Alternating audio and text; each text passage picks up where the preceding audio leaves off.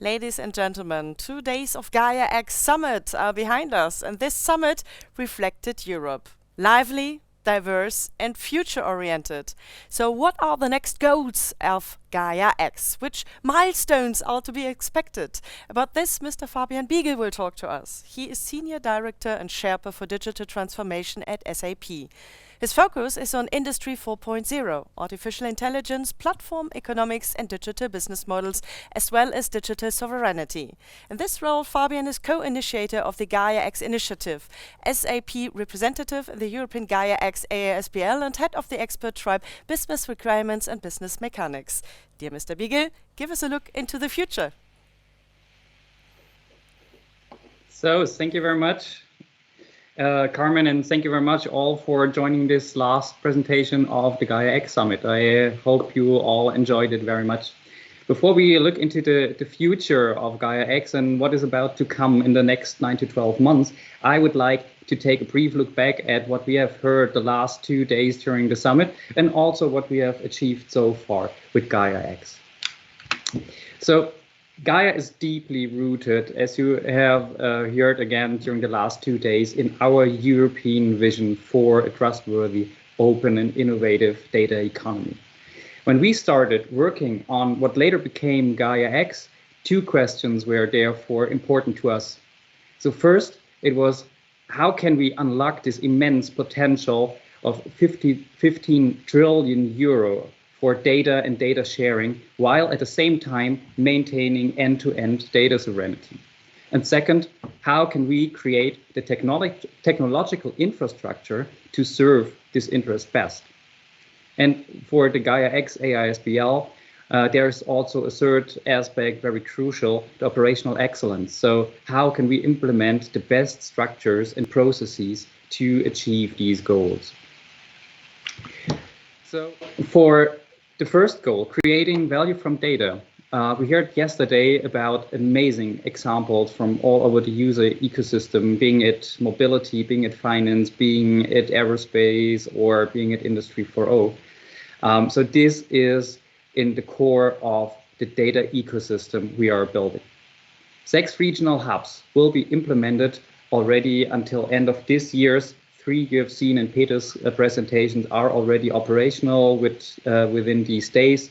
3 more to come until end of this year, and another 6 regional national hubs are in the pipeline for the first half of 2021.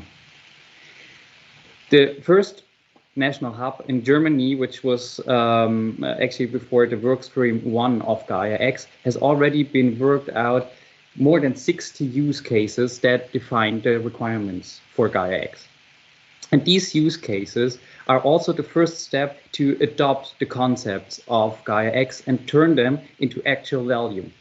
So Thomas Jatzombeck yesterday rightly phrased it, we are leaving now the phase where we had to lay the conceptual basis. I mean, we are still doing that, but we are not limited to.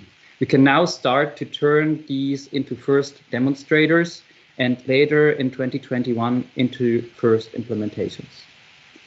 Therefore, we are very happy that the German Ministry for Economic Affairs supports these efforts with a competition for Gaia-X projects and a public funding of 200 million euro. For us, it is also extremely important to embed these activities into the European strategy for data we also heard about from EU Commissioner Breton yesterday. With the 25 member states declaration on the European Alliance on Data and Cloud, the ministers and the EU Commission have taken a major milestone for a data-driven economy in Europe, which we really appreciate. And hearing about a potential funding of 10 billion euro in the next 6 years, the EU shows extraordinary commitment for a European cloud ecosystem and the goals the EU member states as well as Gaia-X have in common. For the technical infrastructure, we want to build the next generation infrastructure for data economy. So in this workstream 2, formally, more than 250 organizations have come together to bring the data infrastructure to the next level. Derived from the requirements of our user groups, as you've seen also in Peter's presentation, we work in 14 work packages to shape the architectural concept and define the standards we will build Gaia-X upon. But it is very important to us that we bring these ideas to life. We have seen amazing results of the working groups earlier today. For instance, the description, the service description, the cloud service catalog, the portal, and in the demonstrator we have seen from Pierre and Ronnie. We have seen the first user demonstrators by Sabine, by Thomas and others, and we will bring the results of Gaia-X into early versions, into early pilots, into frontrunners. We have also heard about OVH Cloud and Deutsche Telekom, who have demonstrated us how to embed the building blocks that are already available into Gaia-X frontrunners and early prove the value and the viability of our ideas in operational environments and actual projects, and feed the experience from these projects back into the Gaia-X community. We will announce further frontrunner projects for Gaia-X already this year. We are also very happy that we have taken the first step in implementing the central services, the federation services that are so essential for a federated cloud ecosystem. The BMWI yesterday announced that the work on the federation services project has been started, and we will see the milestones for these projects in a second. This especially includes, as you see here, the identity and access management, as well as the trust framework, the federated cloud service catalog, as well as fundamental services for data sovereignty and compliance. And we expect the first results in the second half of next year. And with regards to the operational excellence and especially the AISBL, we are pursuing very ambitious goals with Gaia-X, and frankly speaking, we are facing a very complex environment, and these require very efficient structures. As you just have heard also from Boris and Alban, it is very important that we have the right structures in place to serve this.